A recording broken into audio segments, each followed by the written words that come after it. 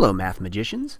On this lovely day, we are going to use drop-down menus in order to enhance our categories. So notice that for each of these, there's a little triangle, and the drop-down shows up as food, transportation, lodging, and miscellaneous.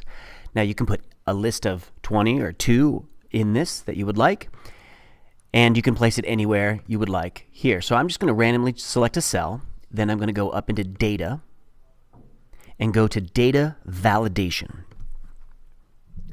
The cell range we can autofill later, so you don't need this.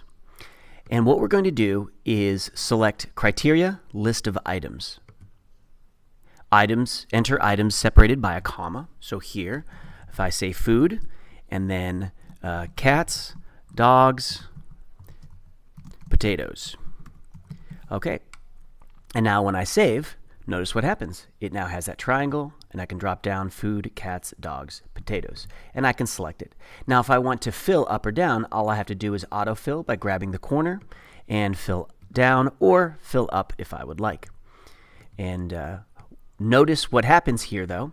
If I don't want everything to be potatoes, if I just select everything, I can just delete things, but it doesn't delete the data validation behind it. Food, cats, dogs, and potatoes are still there.